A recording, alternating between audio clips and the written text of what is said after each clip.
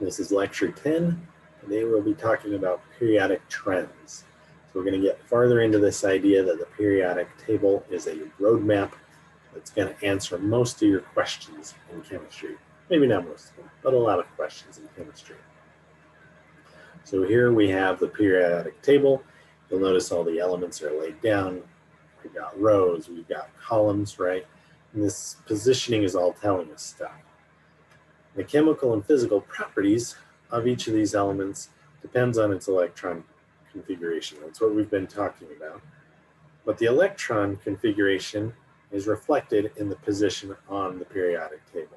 And if you can figure that part out, you'll really be golden here. So your columns of elements have similar chemical reactivities because they have similar electron configurations. So for example, all these guys in the left column all have one valence electron, and they're all in an s orbital. Over here in the noble gases, their valence shells are all full. And right here, these elements, they're all missing one electron to be like the noble gases. And so we can divide this periodic table up into groups. A group is similar to a family here. And on the far left, the group on the far left we call the alkaline metals. The second group or column we call the alkaline earth metals. So you'll notice those names are fairly similar. Just remember alkaline metals comes first, then alkaline earth metals.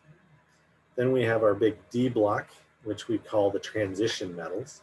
So transitioning from the left side to the right side of the periodic table. But these are our transition metals.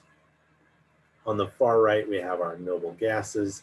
And then next to the noble gases, we have what are called the halogens. You'll need to know all those names we went over. There are some columns like group 6A, or also known as group 16, that doesn't have a specific name. This is the column that oxygen is in. Carbon and nitrogen's columns similarly don't have specific group names, at least not ones that are well used. Okay, so these are our individual families. They're broken down by columns. The transition metals are all together. Then we have the lanthanide and actinide series, which aren't shown in this slide. I'll show them right here. They're just down here at the bottom, right? So beyond these smaller groups, we have a bigger extended family type classification where we break the periodic table down into metals. You see that the vast majority of elements are metals. Then we have our nonmetals over here in blue. So sorry, the metals are all in red. The nonmetals are all in blue. And then we have 6 metalloids that ride the line between the metals and the nonmetals. So the way we define a metal is a shiny solid that conducts heat and electricity. So this is conductive, and it's malleable and ductile, meaning you can hammer it into different shapes, you can bend it, etc. And metals tend to lose electrons to form cations. That's not a global rule, but it is a general rule of thumb that generally metals like to give up electrons to be positive. Our nonmetals in blue here, these when they are solid are very brittle, so they don't like to bend, they like to snap or break. They can be liquids and gases also at room temperature, and they don't like to conduct electricity. So you try and send an electric voltage through them, or an electric current through them, and the electric current just stops when it touches them. And these tend to gain electrons to become anions. Of course, that's not true for the noble gases, but it's a general rule for nonmetals. And then these metalloids, these 6 elements right here in the middle, they're shiny and solid like metals, but they're brittle like nonmetals, and they can sort of conduct electricity. They're what's called semiconductors. So electricity can flow through them, but it has a hard time with it. And so these metalloids seem to have properties that are like metals and nonmetals at the same time. All right, so those are our big groupings on the periodic table. Now we're going to talk about specific trends. And talking about those trends is going to require us to understand what's called the effective nuclear charge, or Z effective. So the ability of a nucleus to bind electrons depends on how many protons are in the nucleus, right?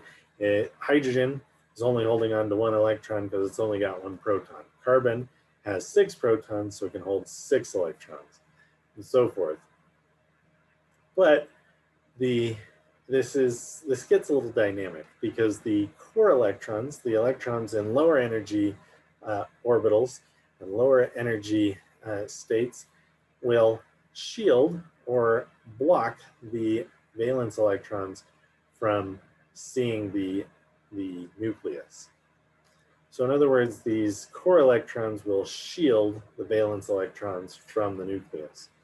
So you can imagine if you have an atom with 4 different energy levels, or 4 different shells with electrons in it, the electrons at n equals 1 can see the nucleus really well, right? They're right in front of it. But the electrons in n equals 2, they're standing behind the electrons in n equals 1, and so they can't see the nucleus quite as well. At n equals 3, now you're being blocked not only by n equals 1, but also n equals 2 electrons. And then at n equals 4, you're having to look through 3 layers of electrons to see anything, right? This is just like standing in a crowd. This is why people pay a lot of money to get front row seats, and why the nosebleeds are so high up. Well, that's a little bit different. But you get the analogy that the farther back in the crowd, the harder it is to see. And so Z effective, specifically what Z effective is the portion of the charge that valence electrons actually experience. And I'm phrasing this in terms of valence electrons, but you can actually talk about the Z effective of every electron in an atom, including the n equals 1 electrons, n equals 2, n equals 3, etc. So the electrons that are near the nucleus have a greater Z effective. Ones that are farther out have a lower Z effective because they're having to look through all the electrons. So our Z effective depends on 2 things. It doesn't just depend on how many electrons are present, it also depends on how many protons there are, right? If I crank the intensity of this bulb up, then it becomes a lot easier to see it through the different layers. So if you have higher charge in the nucleus, you'll have a higher Z effective. If you have more electrons, though, you'll have a lower Z effective because of electrons repelling each other and blocking each other from the nucleus. Okay, so let's think of Z effective now in terms of periodic trends. And think about what happens to Z effective across a row on the periodic table. Well, here I have a plot where on the bottom is Z, the atomic number, and on the y-axis is Z effective. And I've got red dots indicating valence electrons in s shells, and blue squares indicating valence electrons in p orbitals. Okay, so we're starting here with the 3rd element, right? Because with hydrogen and helium, both of their electrons are in the 1s orbitals.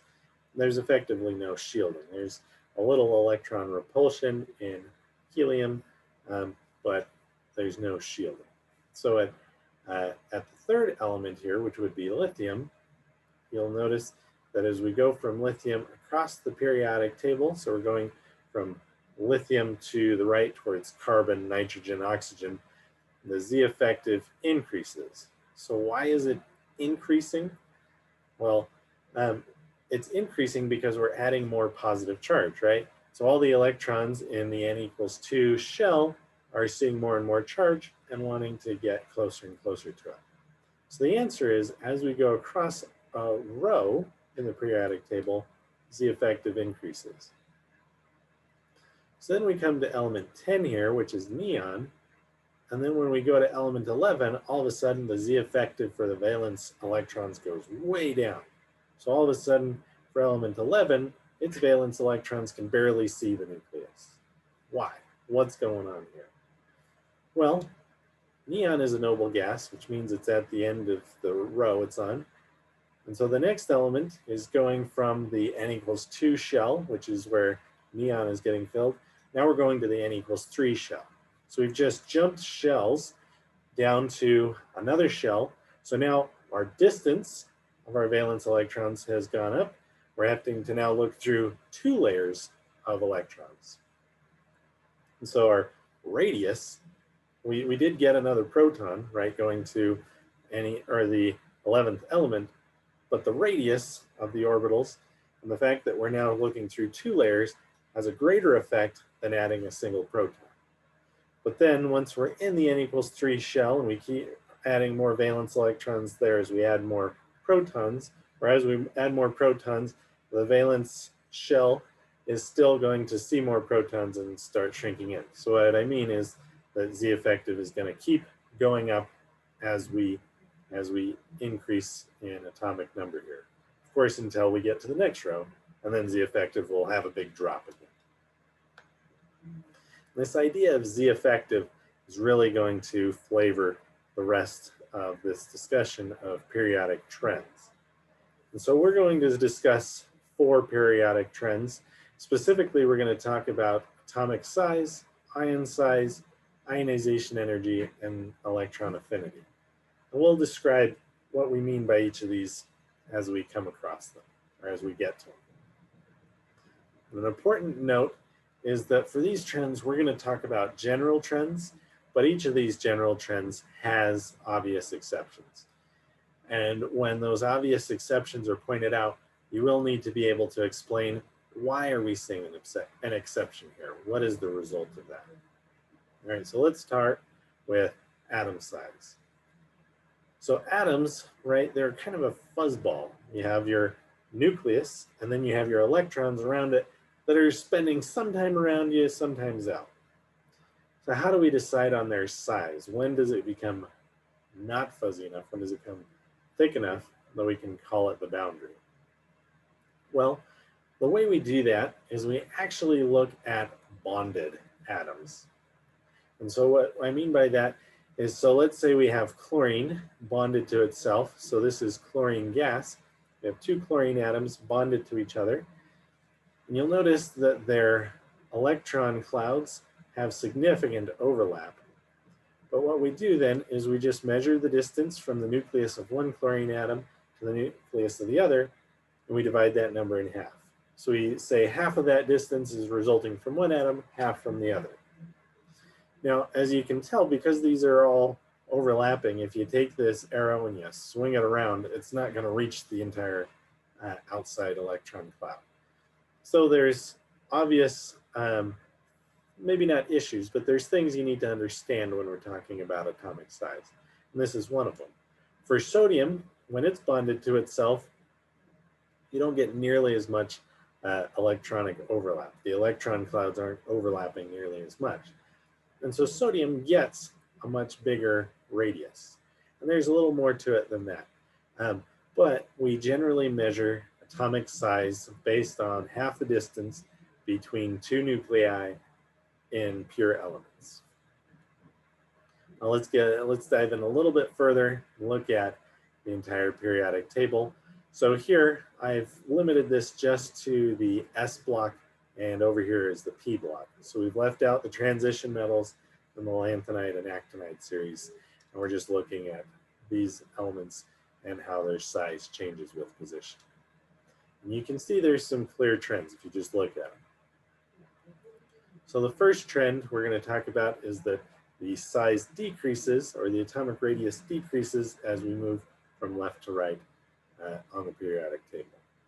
Why does it decrease? Well, because you're adding more charge as you go from left to right, or more positive charge, right? So from hydrogen to helium, you've gone from 1 proton to 2.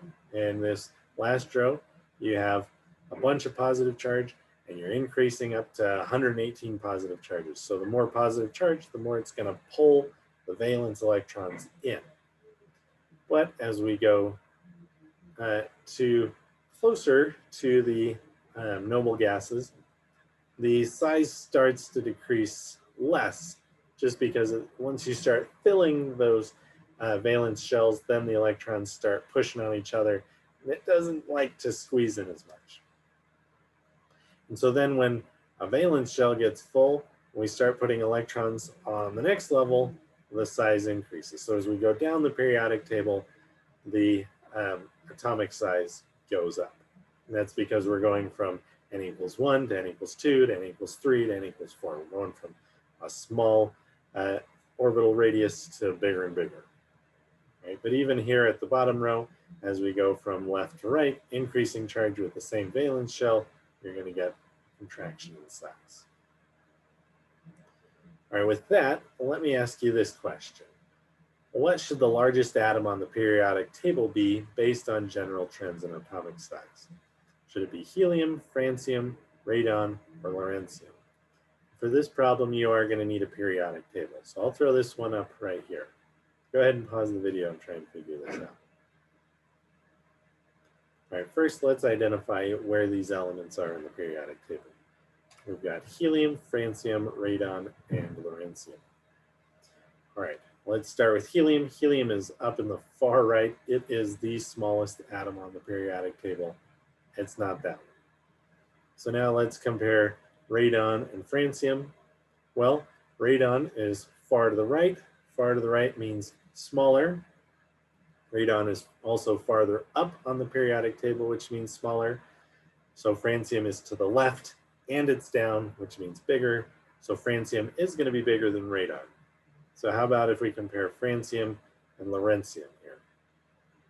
Well, how do these guys compare in terms of their valence electrons?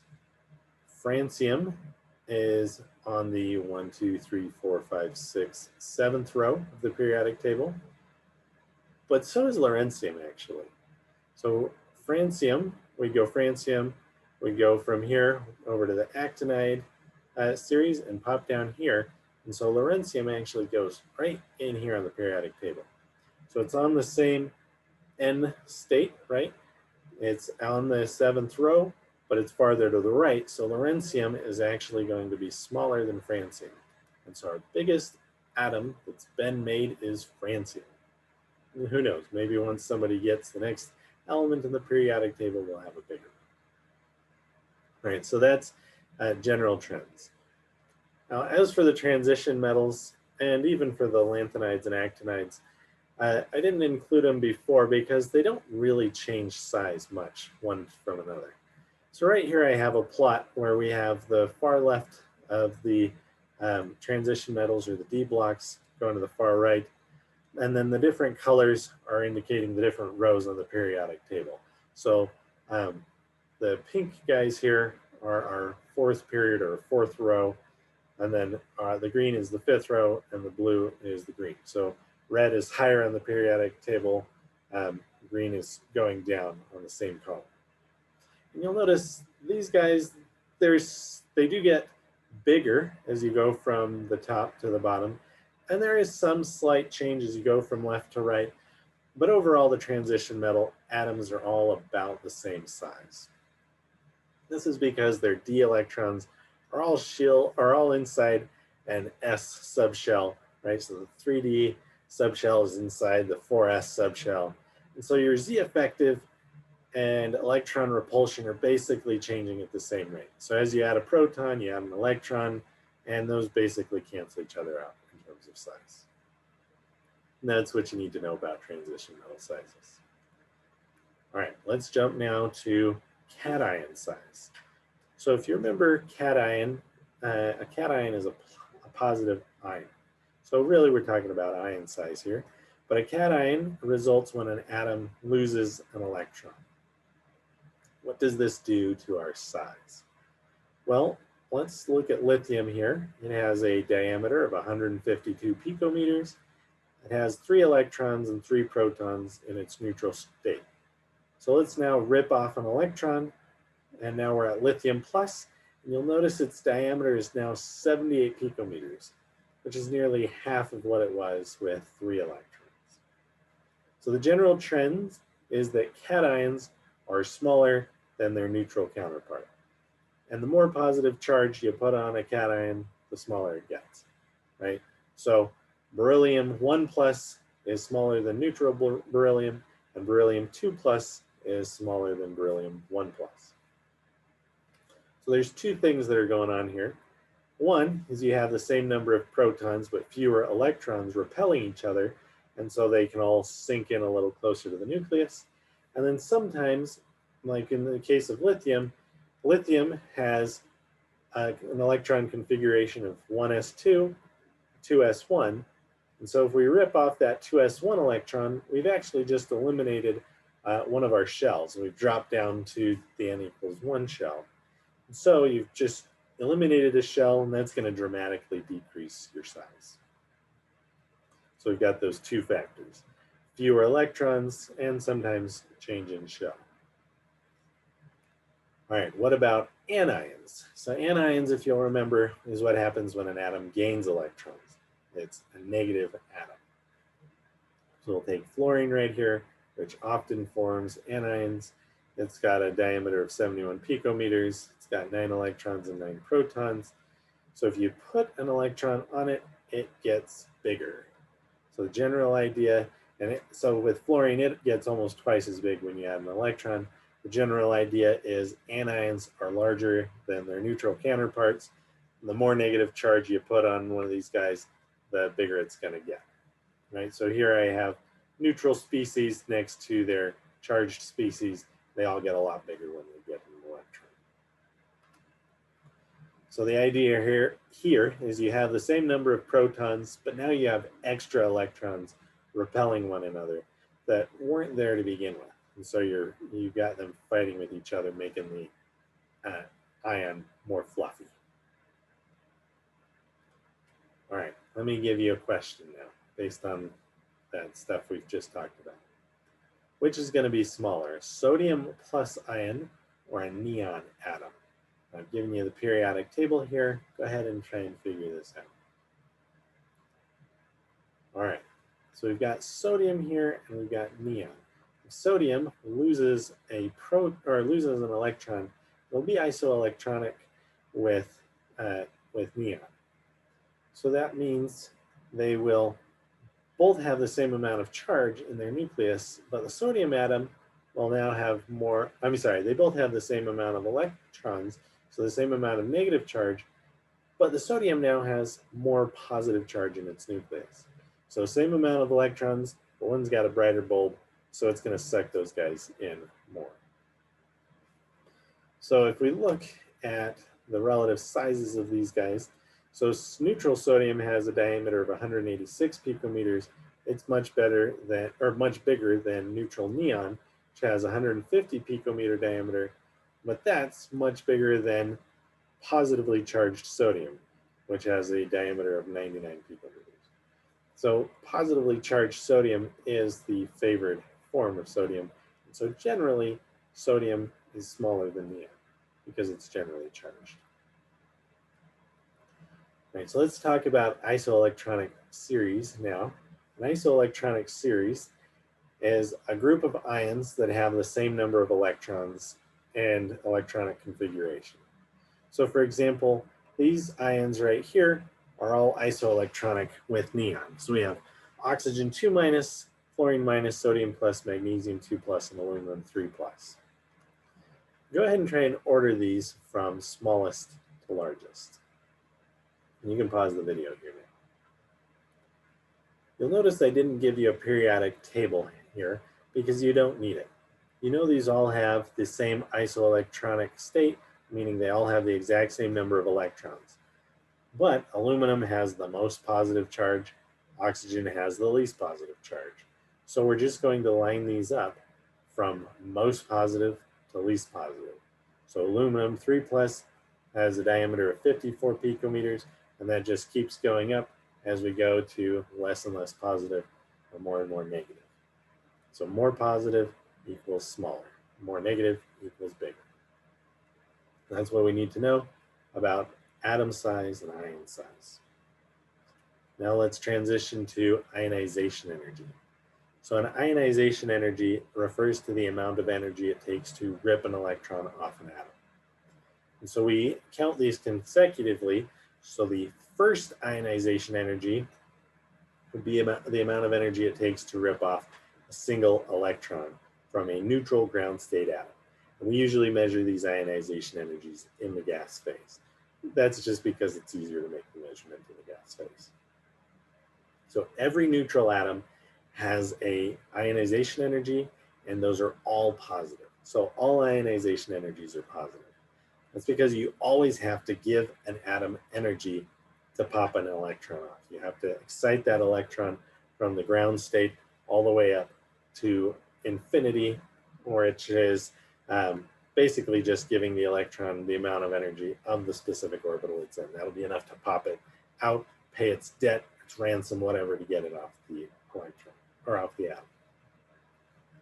And so each atom or each element has its own ionization energy that's unique to its specific species. So you'll notice cesium here has an ionization energy, a first ionization energy of 306 or 76 kilojoules per mole. Magnesium has an ionization energy of 735 kilojoules per mole. So this is saying if you take cesium gas, add this much energy, you get cesium plus and electrons.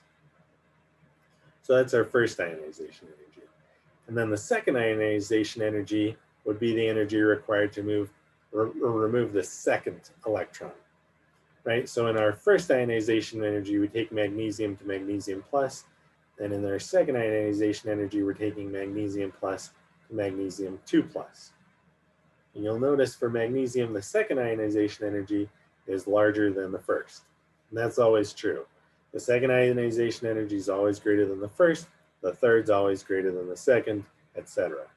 Right? So our third ionization energy would be taking this magnesium 2 plus, ripping off another electron. So let me point something out here. So the difference between the first and second ionization energy for magnesium was a factor of about 2. So the ionization energy roughly doubled for the second ionization energy. But going from the second to the third ionization energy, that's about 5 times greater. So it's a lot bigger, right? We're dealing with 700 and 1400 for the first and second, and then 7,000 for the third ionization energy. And we'll talk about why that is. But ionization energies are always positive because it always takes energy to rip an electron off. So now let's talk about trends in ionization energy and what causes increased ionization energy.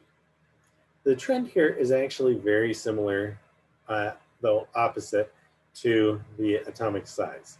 So as the atom gets smaller, it's pulling its electrons in harder, which means it's harder to pull the electrons off. So as we go from left to right, our ionization energy gets bigger because our atoms are holding its electrons lots harder. Similarly, as we go from the top of the periodic table down, so as we go down a column, the ionization energy is going to decrease because our Z effective is decreasing. We're holding these electrons in farther and farther away from our nucleus. And so if you get them farther and farther away, they're just easier to pull off. Right, so now the ionization energy increases from left to right, and it decreases going from top to bottom on the periodic table. And there's actually some very specific and repetitive anomalies in these ionization energies, and we're going to talk about them now. And we'll talk about why the third ionization energy for magnesium is so high. So what I have here is a plot. On the x-axis is atomic number. So if we go on the periodic table, the first element, hydrogen, is here, then the second element, helium, is here, then the third, lithium, is here, and so on. So we're just working across the periodic table, looking at the first ionization energy here.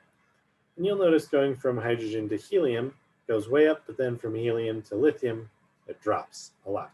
And then as we go from lithium across, it keeps going up till we get to the next noble gas, and then it drops.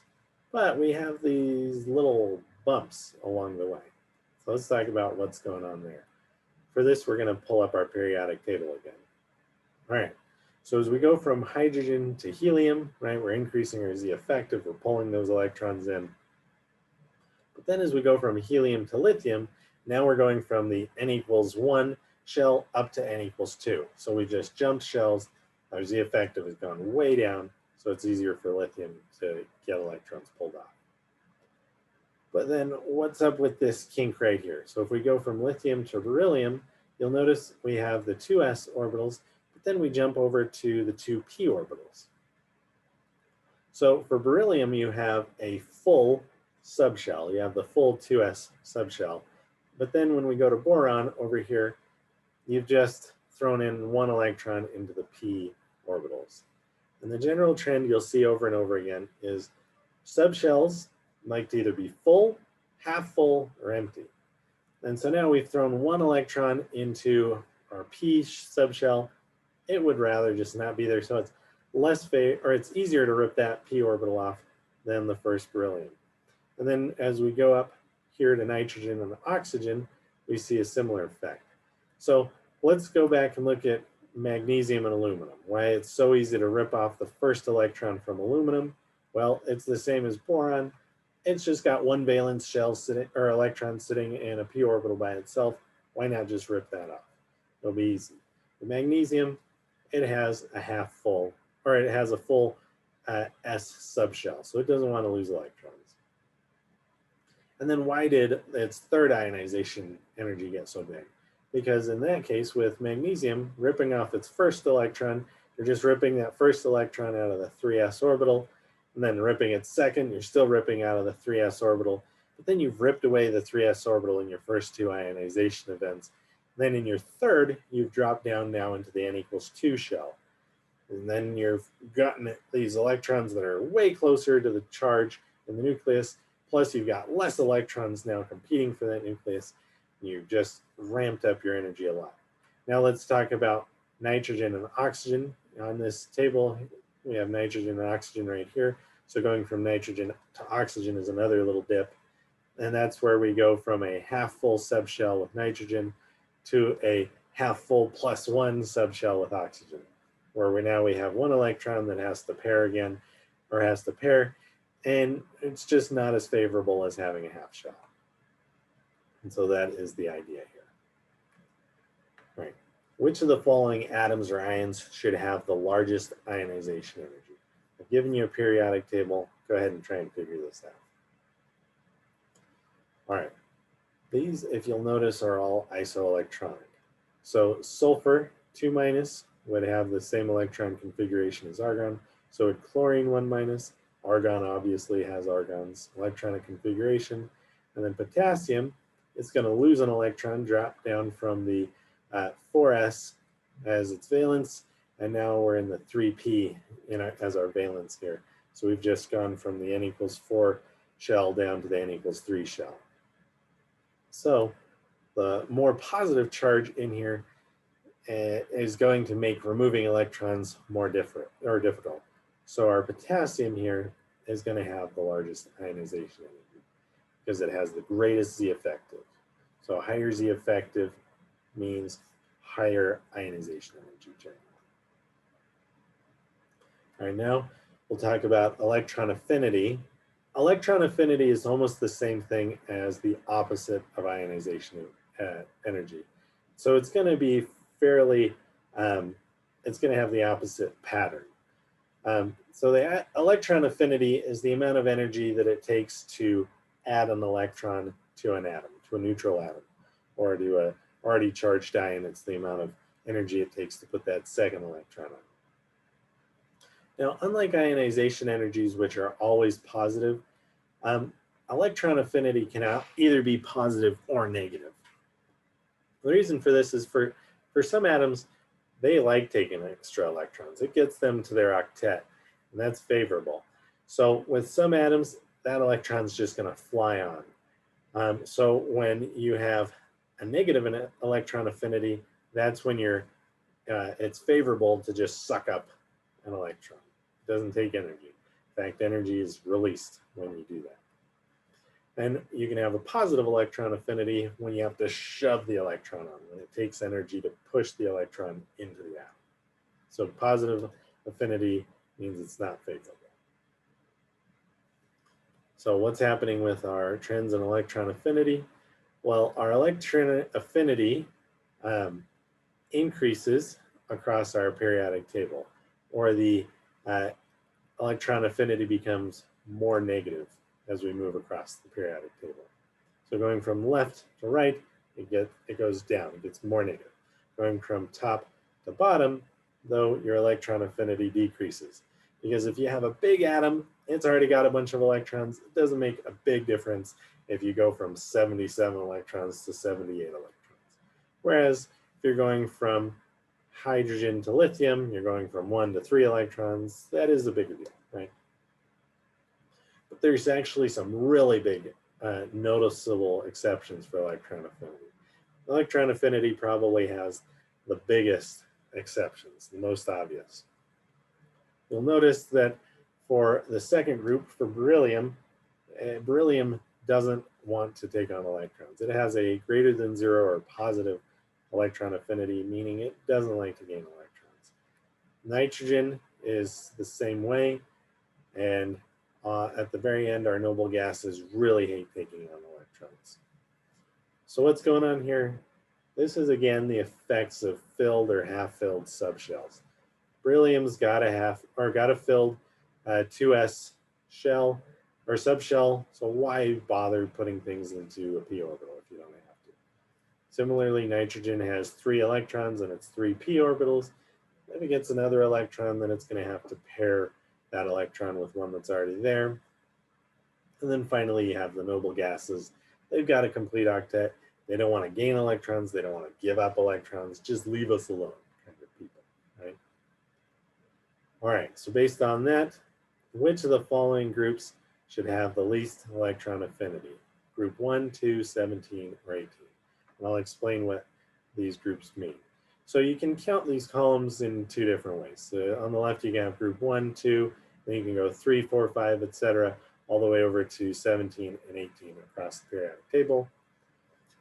Another way of counting these is skipping the D block altogether and going 1, 2, then we'd call this 3A, 4A, 5A, 6A, 7A, and 8A. To denote, we put that A to denote we skipped the block. But in this case, we're talking about group 1, group 2, group 17, and 18. Which of these groups have the least electron affinity or most positive value for electron affinity? It's going to be our noble gases over here on the right. These guys just don't like taking electrons. Great. That's it for periodic trends. Please reach out if you have any questions or concerns.